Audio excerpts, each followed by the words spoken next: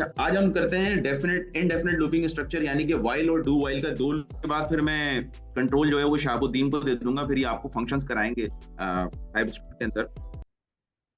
थोड़ा सा मैंने उसमें इंट्रोडक्शन की दिया था कि देखें इंसानी जिंदगी में अल्लाह ताला ने, जैसे एग्जाम्पल मैंने इसकी ये दी थी कि जितनी भी इनकी इमेजिनेशंस हैं, कंप्यूटर साइंटिस्ट की हों या किसी भी किस्म के साइंटिस्ट की हों, वो लेता यूनिवर्स से ही है। ठीक है, वो यूनिवर्सल इवेंट्स को देखता है, उसके दिमाग में वो यूनिवर्सल इवेंट से चीजें ड्राइव करके इनोवेशन की तरफ जाता है। ठीक है, ऐसी चीजें नहीं होती कि जो यूनिवर्स ने इंस्पायर ना की हुई हो और वो इनोवेट हो जाए। नहीं, ऐसा नहीं होता। मेजोरिटी में ऐसा नहीं होता। फिलोसफिकली सही नहीं है ये चीज। ठीक है, फिलोसफिकली चीज क्या है कि पहले कुछ चीजें बनी बनाई मॉडल के तौर पे इस यूनिवर्स में फैला दी हैं अल्लाह ताला ने। फिर हमें ये कहा है कि अब इन पे गौर करो और फिक्र करो और सोचो इसमें कि क्या चीज तुम्हें लगती है कि इस पे गौर और फिक्र करो, इससे तुम्हें नई चीजें मिलेंगी, नई राहें मिलेंगी, नए ख्यालात तुम्हारे माइंड में आएंगे, तुम्हें नई डायमेंशंस मिलेंगे, नए डोमेन्स मिलेंगे। इसी तरीके से जब इंसान ने देखा कि जी ये मछली है और ये तैर रही है पानी के अंदर, तो उसने कश्ती बना ली कि हाँ यार, ये ऐसी ही चीज होगी जो कश्ती जो पानी में तैर सकती होगी। उसने परिंदों को जब देखा तो उसने देखा हाँ यार, ये परिंदे तो ये उड़ सकते हैं हवा के अंदर, तो उसने एरोप्लेन बना लिया, जहाज बना लिया। तो कुछ मॉडल्स चीजें अल्लाह ने, यूनिवर्स ने क्रिएट करके आपको दी हुई हैं, उनको देख के फिर आप नई चीजें ड्राइव कर रहे होते हैं और बना रहे होते हैं और इनोवेट कर रहे होते हैं। ठीक है, यही चीज यही चीज यहाँ प्रोग्रामिंग लैंग्वेजेस में भी है। जब इन्होंने, कंप्यूटर साइंटिस्ट ने डिसीजन स्ट्रक्चर्स बनाए, तो उन्होंने अपने माइंड में ये रखा कि यार इंसानी जहन जिस तरह से डिसीजन लेता है, हमने मशीन के अंदर भी वैसी ही इंटेलिजेंस, उसी तरह की चीजों को इनकॉर्पोरेट करना है, क्योंकि हमने इससे काम वो लेना है। ये वो प्रॉब्लम्स को सॉल्व करेगी जो एक इंसान, ह्यूमन, अपनी कैपेसिटी में सॉल्व नहीं कर सकता। ठीक है, तो उसमें उसने बोला कि इसमें फैसला लेने की सलाहियत भी होनी चाहिए, जो कि हमने डिसीजन स्ट्रक्चर्स में देखा कि कैसे डिसीजन लेती है मशीन। इफ देन एल्स के स्ट्रक्चर पढ़े हमने, हमने स्विच केस के स्टेटमेंट पढ़े। ठीक है, फिर हमने ये देखा कि नहीं यार, एक चीज ये भी होती है कि इंसान की जिंदगी में कुछ टास्क ऐसे हैं जो रिपीटेटिव टास्क हैं, आइटरेटिव टास्क हैं, जो कि लूप की फॉर्म में चल रहे हैं। तो हमने फिर फॉर का लूप देखा। हमने बोला यार, कुछ टास्क ऐसे होते हैं जो डेली के रूटीन होते हैं, मुझे पता होता है कि मुझे कितनी दफा करना है। जैसे नमाज है, अगर मैं नमाज पढ़ता हूँ तो ये मुझे बताया कि नमाज डेफिनेट लूपिंग स्ट्रक्चर में आएगी या इंडेफिनेट लूपिंग स्ट्रक्चर में आएगी। डेफिनेट लूपिंग स्ट्रक्चर में आएगी ना, ये काम मैं डेली 5 मरतबा करता हूँ एक सर्टेन टाइम के ऊपर, तो मुझे 5 दफा ये लूप चलाना है। ठीक, एक इंसान है जो कि वो जिंदा है और उसमें अल्लाह ताला ने जो है वो ब्रीदिंग साइकिल्स रखे हुए हैं, और वो एक, हमें नहीं पता हमारा जो है डेथ पॉइंट कब आ जाए, कब अल्लाह ताला की तरफ से एक हो गए, नहीं भाई बस अब ये टर्मिनेटिंग कंडीशन है तुम्हारी, और वो आखिरी सांस हो और हमारा वहीं पे लूप टर्मिनेट हो जाए लाइफ का। ठीक है, तो ये वो कंडीशन है जिसका हमें पता नहीं, ये अल्लाह ताला ने राज रखा हुआ है, हमें नहीं पता कि हमारी लाइफ कितनी है। कुछ लोगों की होगी 100 साल होगी, कुछ की 200 साल होगी, कुछ की 60 साल होगी, कुछ की 45 साल होगी, कुछ की 40-20 साल होगी, हमें नहीं पता। हमें नंबर ऑफ आइटरेशंस नहीं पता कि हमारे जो हार्ट बीट है वो कब तक चलनी है, कब तक इसने इसी तरीके से आइटरेशंस परफॉर्म करनी है, कब तक इसने इसी तरह एक लूप की फॉर्म में चलते चले जाना है। तो वो कंडीशन तो अल्लाह ताला को पता है। लेकिन जाहिर है कि हम लोग तो अल्लाह ताला नहीं है ना, तो हमें, उन्होंने, इंसानों ने ड्राइव तो कर लिया इंडेफिनेट लूपिंग स्ट्रक्चर, लेकिन उसके अंदर क्या होता है कि वो एक कंडीशन डिफाइन करते हैं, टर्मिनेटिंग कंडीशन। यानी जैसे हमारी अगर आखिरी सांस होगी जिस दिन, तो उस दिन हमारी लास्ट टर्मिनेटिंग कंडीशन होगी, लूप हमारा वाइल का टर्मिनेट हो जाएगा। हमें अपनी नंबर ऑफ आइटरेशंस नहीं पता। जब हमारी आइटरेशन टर्मिनेट होगी तो हमें पता चलेगा हाँ यार, हमने 60 साल जिंदगी गुजारी है भाई, वो मेरे भाई थे उन्होंने 30 साल जिंदगी गुजारी है, या वो मेरी वालदा थी उन्होंने 90 साल जिंदगी गुजारी है। जब हमारा लूप टर्मिनेट हो जाएगा लाइफ, तब हमें पता चलेगा हाँ यार, उस दिन हमारा काउंटर एंड होगा। ठीक है, तो ये है इंडेफिनेट लूपिंग स्ट्रक्चर, जो कि प्रोग्रामिंग लैंग्वेजेस में अडॉप्ट किए गए। तो अब हम आते हैं वाइल के लूप के ऊपर। तो वाइल के लूप में भी क्या होगा कि आइटरेशंस होंगी, एक रिपीटेटिव टास्क होगा जिसको परफॉर्म किया जा रहा होगा, लेकिन वो एक सर्टेन कंडीशन जब तक ट्रू नहीं होगी, जब तक फॉल्स नहीं होगी, ये लूप चलता रहेगा इंडेफिनिट, जब तक वो कंडीशन फॉल्स नहीं होगी, जब तक लाइफ यानी सांसें उसकी चलती रहेंगी, जब तक वो लूप चलता रहेगा। ठीक है, जैसे ही हम उस कंडीशन को जो वाइल के लूप की होगी फॉल्स करेंगे, वहां पर वो लूप एंड हो जाएगा, वहीं पे इंसान की डेथ हो जाएगी। ठीक है, अब हम आते हैं, मैं आपके सामने डॉक्यूमेंट शेयर कर रहा हूं, इसमें से थोड़ा सा मैं आपको थ्योरेटिकली बता दूं चीज को, और उसके बाद फिर हम आगे कंटिन्यू करते हैं। जो कि सबसे पहले हम कंडीशन को बताएंगे। ठीक है, कंडीशन को बताएंगे, ये कंडीशन का सिंबल कहलाता है। इसको अगर हम फ्लो चार्ट की लैंग्वेज में या कंप्यूटर्स की ग्राफिकल लैंग्वेज में कहें तो इसको डिसीजन सिंबल कहा जाता है। यानी कि ये कंडीशन को चेक करेगा किसी, और उसके बाद एक डिसीजन लेगा। आइदर कंडीशन ट्रू है तो ठीक है जी, वो नेक्स्ट स्टेटमेंट जो भी लूप की बॉडी होगी, लूप का ब्लॉक होगा, उसको वो एग्जीक्यूट करना शुरू कर देगा अगर कंडीशन ट्रू हो। अगर तो कंडीशन जो होगी वो फॉल्स होगी तो फिर वो टर्मिनेट हो जाएगा। ठीक है, इस ब्लॉकिंग स्ट्रक्चर, ये जो इनडेफिनेट लूपिंग स्ट्रक्चर है व्हाइल का, इसका जो पैटर्न है इसको डिफाइन करने का वो यही। ठीक है, गुड। ठीक है, तो हम क्या करते हैं कि अब हम व्हाइल का लूप लेंगे और व्हाइल के लूप को चेक करते हैं कि ये किस तरह से लिखा जाता है। व्हाइल का loop programming statements, programming languages के अंदर इसको कैसे यूज किया जाता है। जैसे कि हमने बताया कि जी व्हाइल के लूप की क्या है, पहले उसके अंदर क्या होगी, कंडीशन होगी।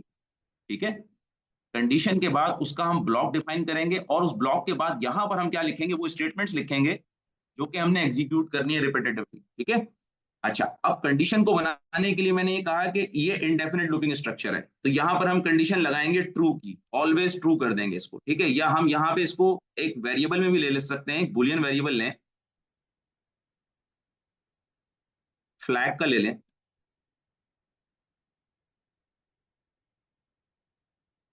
इसकी वैल्यू ट्रू ले लें।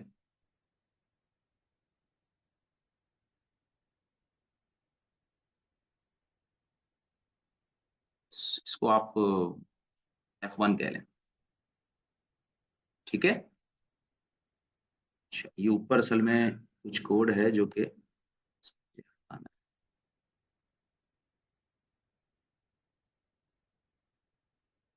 ठीक है,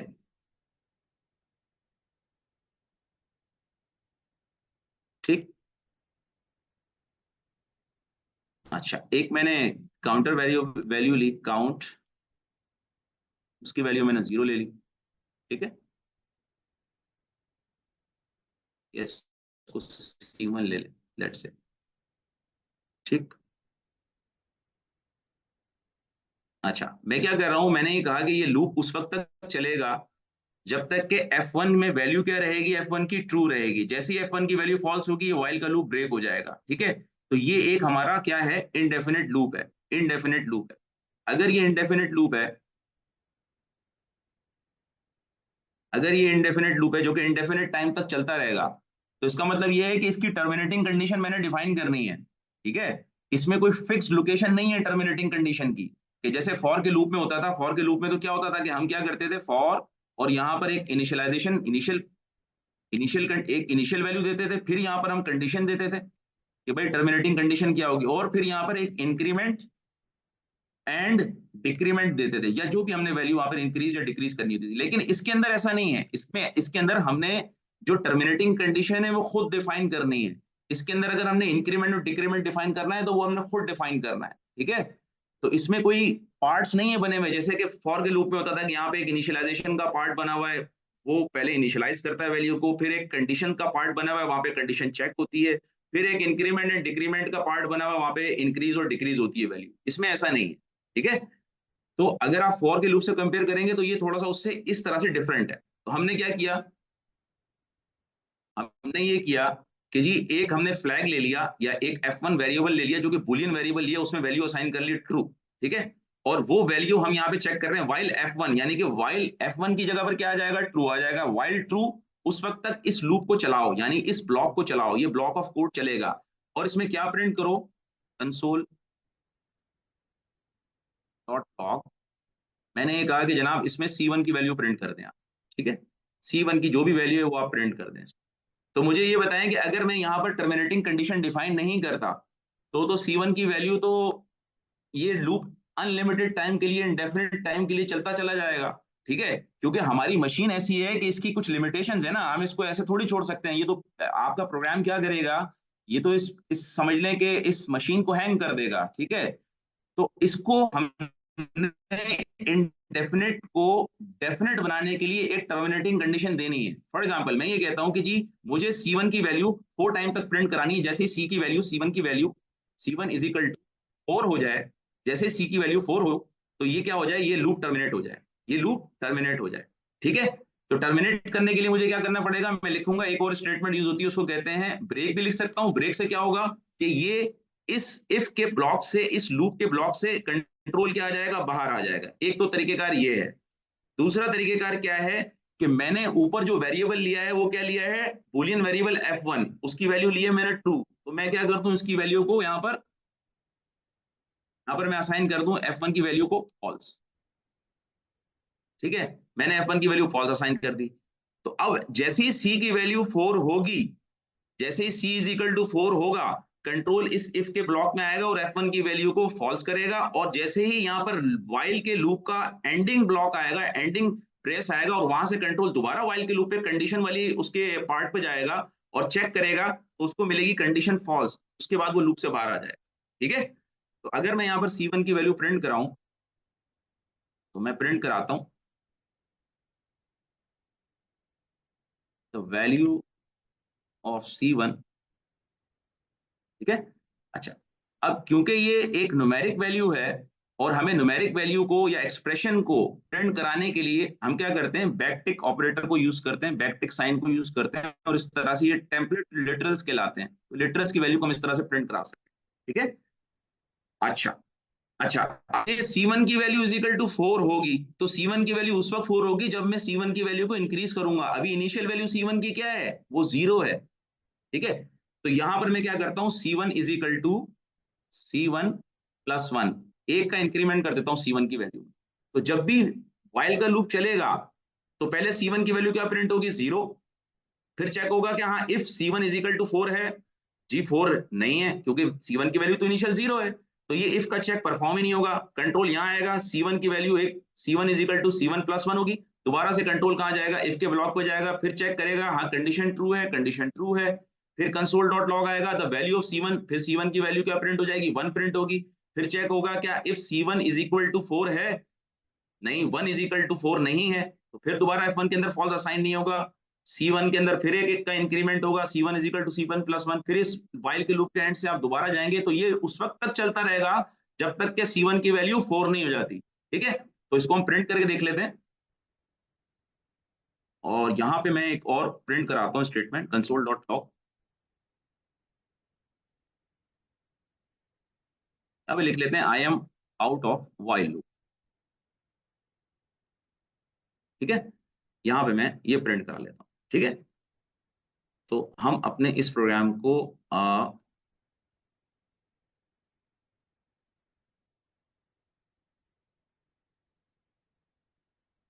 प्रिंट कराते हैं।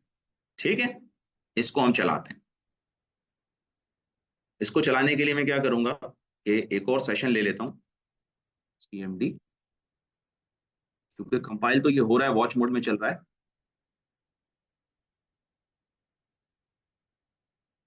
कोड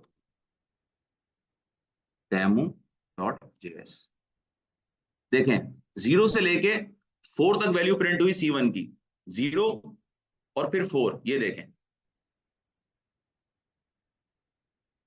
ये आउटपुट आई है ना।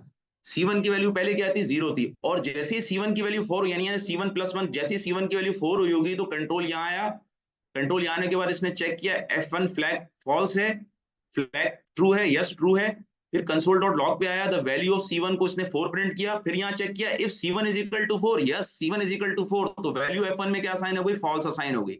जैसे फॉल्स असाइन हुई वैल्यू F1 के अंदर, C1 की वैल्यू जैसे एज पर द स्टेटमेंट लिखी हुई है, एक इंक्रीज भी हो गया, 5 भी हो गई, लेकिन जब वो वाइल कंडीशन पर गया है, तो यहाँ पर उसको वैल्यू क्या मिली, F1 की फॉल्स। तो जैसी फॉल्स वैल्यू मिली, तो ये कंट्रोल ऑटोमेटिकली क्या हो गया, लूप से बाहर आ गया, और उसने फिर ये लाइन प्रिंट कर दिया।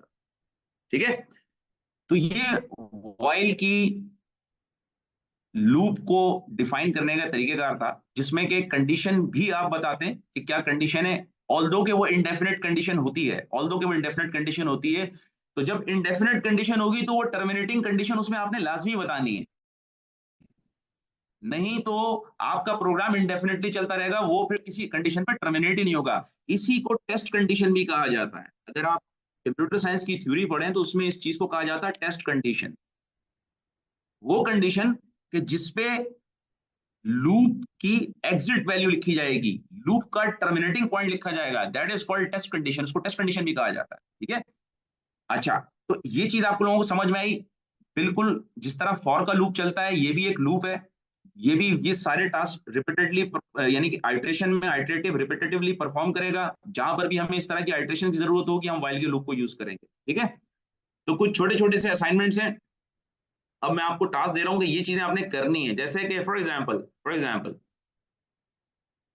आप लोग, बल्कि मैं एक आपको प्रोग्राम बना के बता भी देता हूं। जैसे मिसाल के तौर पे अगर आपको मैं ये कहूं कि आपने मैक्सिमम वैल्यू और मिनिमम वैल्यू का प्रोग्राम बनाना है। क्या बनाना है आपने?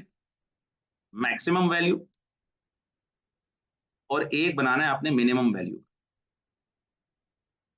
यानी मेरे पास क्या होगी, एक एरे होगी, लेट्स से स्कोर है, एक एरे है, उसमें मैंने 10 लिया है, 30 लिया है, 40 लिया है, 50 लिया है, 10 लिया है, 5 लिया है। ठीक है, ये मेरे पास एक एरे है।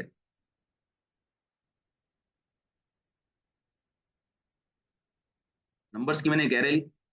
ठीक है, अब मुझे क्या करना है कि एक ऐसा प्रोग्राम लिखना है कि जो मेरी इस एरे में से मुझे सबसे मैक्सिमम नंबर प्रिंट करके निकाल के दे दे। ठीक है, इसमें एक तो तरीकेकार ये है कि आप वो जो मैक्स के फंक्शन होते हैं, मैथ डॉट मैक्स को यूज कर सकते हैं, लेकिन हमने वो यूज नहीं करने। हमने इसको प्रॉपर हर हर एलिमेंट को एक्सेस करके हमने अपना प्रोग्राम लिखना है और उसको हम व्हाइल के लूप के थ्रू आइट्रेट करना है, पूरी एरे को आइट्रेट करके इसमें से हम मैक्सिमम वैल्यू निकालेंगे। अब वो मैं आपको बताता हूँ वो कैसे लॉजिक बिल्ड करेंगे आप। देखें, हम क्या करेंगे यहाँ पर, सबसे पहले हम लेते हैं एक हाईएस्ट, हमने क्या करना है, हाईएस्ट वैल्यू को निकालना है, इस एरे में से हाईएस्ट वैल्यू को निकालना है। एक तो तरीकेकार मैंने आपको ये बताया ना कि मैथ डॉट मैक्स का फंक्शन लगाकर आप वो वैल्यू निकाल सकते हैं इसके अंदर से एरे में से, लेकिन हम उसको यूज नहीं करेंगे। हम व्हाइल के लूप से ये लॉजिक बिल्ड करेंगे। कैसे बिल्ड करेंगे कि हम हाईएस्ट वैल्यू लेते हैं, लेट्स से ये। अच्छा, मैं एक प्रोग्राम आपको बना के दिखाऊंगा मैक्सिमम का, मिनिमम का फिर आपने खुद बनाना है। ठीक है, और यहां पर हम लेट स्कोर लेते हैं, हमारा जो स्कोर है लेट से वो 0 है। ठीक है, हम यहाँ पे एक व्हाइल का लूप लेंगे, व्हाइल जब तक हम ये कहेंगे कि जी स्कोर्स यानी कि एरे की जो लेंथ है, ये जो एरे है इसकी जो लेंथ है, ये कंडीशन हम यहाँ पे डिफाइन कर देते हैं, वो जब तक इससे लेस देन रहे, यानी क्या, आपका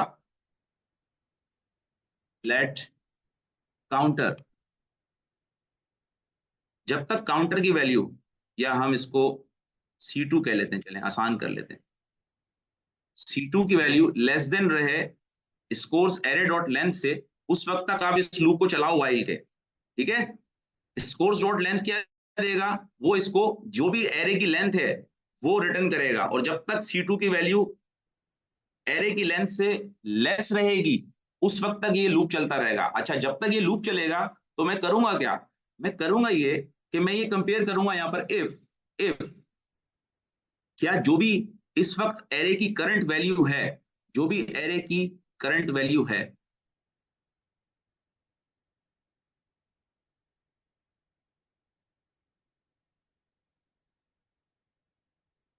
क्या हाईएस्ट वैल्यू जो है, क्या जो भी हाईएस्ट वैल्यू है,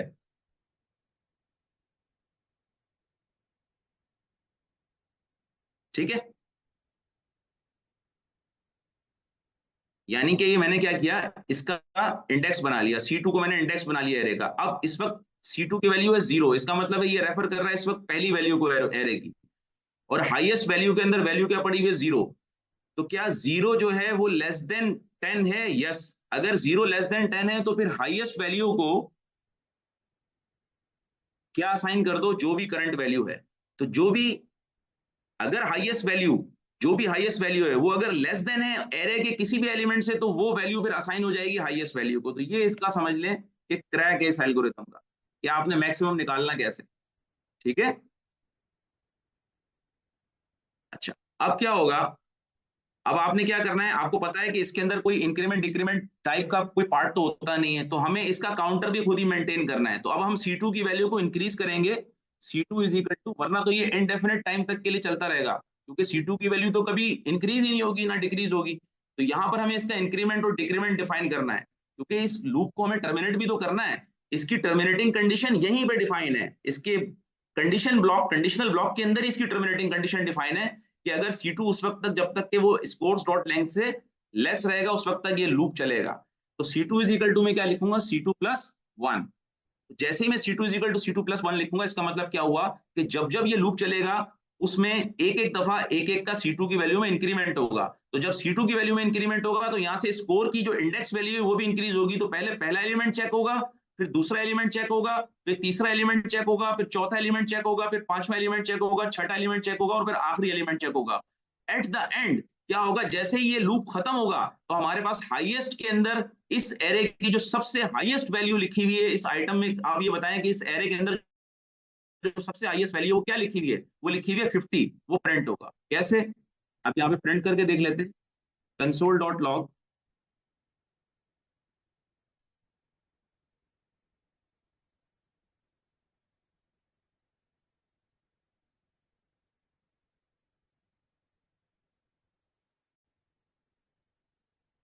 ठीक है, यहाँ पर मैं क्योंकि हमें न्यूमेरिक वैल्यू प्रिंट करनी है तो वो हम क्या करेंगे, इसको एक्सप्रेशन में लेंगे, फैक्टिक लगाएंगे लिटरल, और किसकी वैल्यू को प्रिंट करेंगे हम, हाईएस्ट की।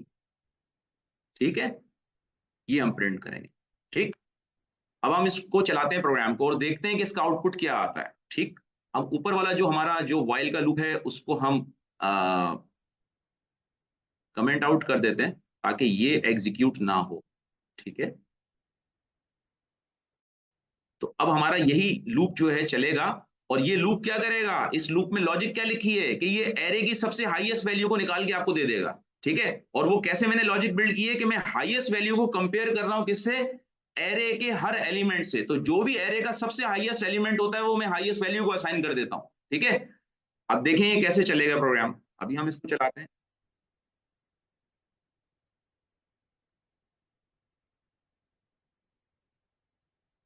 Note dot JS. देखिए हाईएस्ट वैल्यू क्या आई, द हाईएस्ट वैल्यू इज 50।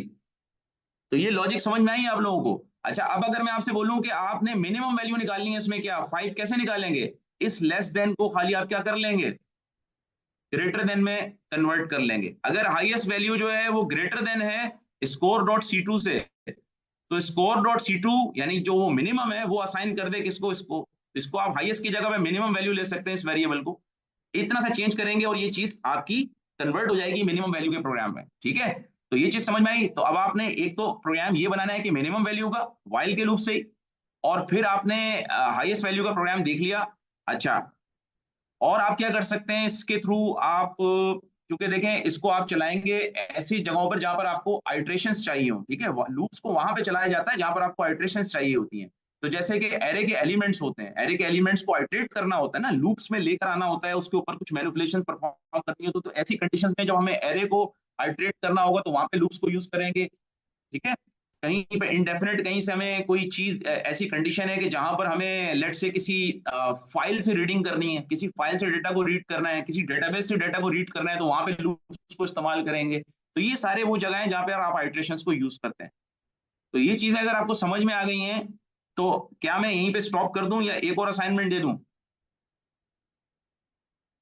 एक और असाइनमेंट है कि आपने ये पैटर्न जो आपने फॉर के लूप से बनाया था, इसको आपने व्हाइल के लूप से भी बनाना है।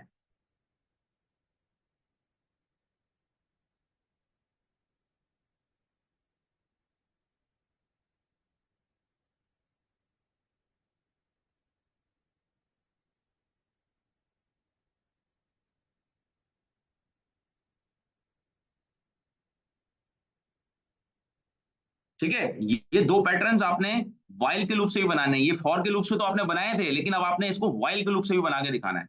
ठीक है, तो ये है वो चीज जो कि बेसिकली हमने आज व्हाइल के लूप को कवर कर लिया है। तो अब हम, मैं शहाबुद्दीन से कहूंगा कि शहाबुद्दीन आप फंक्शंस के लिए जो है ना, प्लीज अब आप ये करा दें फंक्शंस, ताकि ये लोग फंक्शंस कर लें। फिर उसके बाद हम इनको एक असाइनमेंट देंगे। जब आप फंक्शंस करा लेंगे तो फिर मैं एक और असाइनमेंट दूंगा कि हमने एक रैंडमाइज फंक्शन के थ्रू या फंक्शंस के थ्रू बेसिकली हम करेंगे क्या, कि हम रैंडम पासवर्ड जनरेशन का प्रोग्राम बनाएंगे। ठीक है, जैसे कि आप लोग देखते हैं ना कि आजकल साइबर सिक्योरिटी के हवाले से कहा जाता है कि पासवर्ड्स जो है वो स्ट्रांग होने चाहिए, कि वो मिक्स करेक्टर्स के होने चाहिए, कि उनके अंदर अल्फा करेक्टर्स भी हो, न्यूमेरिक करेक्टर्स भी हो, डिजिट्स भी हो, स्पेशल करेक्टर्स भी हो, ये सारी चीजें मिक्स होकर होनी चाहिए। तो ये जो असाइनमेंट है, ये हम जब आप जरा फंक्शंस कर लेंगे ना, तो फिर मैं आपको ये असाइनमेंट भी दूंगा कि आपने एक ऐसा प्रोग्राम लिखना है कि जो रैंडम पासवर्ड जनरेट करके देगा, और हार्ड पासवर्ड जो कि सिक्योर पासवर्ड कहलाएंगे, 16 करेक्टर के या 8 से ज्यादा करेक्टर के, जिनके अंदर ये मिक्स समझ लें करेक्टर्स के जो वैल्यूज जो हैं उसके अंदर उस पासवर्ड के अंदर मौजूद होंगे, यानी कि उसके अंदर करेक्टर्स भी होंगे, स्पेशल करेक्टर्स भी होंगे, डिजिट्स भी होंगे, ये सारी चीज उसके अंदर होंगी। यानी कि कुछ इस तरह का प्रोग्राम होगा, ABC $_1 2 5 साइन। अब ये देख रहे हैं कि ये एक हार्ड पासवर्ड है, ये एक सिंपल पासवर्ड नहीं है, कि इसमें मुख्तलिफ जो करेक्टर्स हैं उनका कॉम्बिनेशन है। इसमें कैपिटल करेक्टर भी आ रहे हैं, स्मॉल करेक्टर भी आ रहे हैं, और इसके अंदर अंडरस्कोर भी आ रहा है, इसके अंदर आपके पास साइन ऑफ एक्सप्लेनेशन भी आ रहा है, तो ये डॉलर साइन भी आ रहा है। तो इस तरह के हमें रैंडम पासवर्ड जनरेट करने हैं, ठीक है। वो हम जब आप फंक्शंस कर लेंगे तो फिर मैं आपको दूंगा। अच्छा, मैं ये कह रहा हूं कि अगर किसी को कोई चीज समझ नहीं आई है अभी भी, तो मुझसे पूछ सकते हैं। यहाँ तक कोई सवाल अगर ऐसा है जो पूछना चाहें तो आप लोग पूछ सकते हैं। सर, बीना का सवाल है कि ये वाइल लूप में लॉजिक हमें खुद बिल्ड करनी है। खुद बिल्ड करनी है, खुद नहीं नहीं नहीं, खुद बिल्ड करनी है। आपने डिफॉल्ट फंक्शंस को यूज नहीं करना, वरना मैं बता रहा हूं अगर आप ये कोशिश नहीं करेंगे ना, ये कभी भी आपकी लॉजिक बिल्ड नहीं होगी। ये कोशिश करनी है आपने। देखें, ये चीज रिकॉर्ड हो रही है, इस प्रोग्राम को आप बार बार देखिएगा, मैंने जो आप लोगों को समझाया है इसको आप बार बार देखिएगा, और पेज पे पहले लॉजिक को सॉल्व करें। डायरेक्ट कंप्यूटर में कोडिंग शुरू ना कर दें, पेज लें, एक पर्चा, ये होता है ना वर्का, उसके ऊपर पेन से पेंसिल से ना ये जरा लॉजिक बिल्ड करें।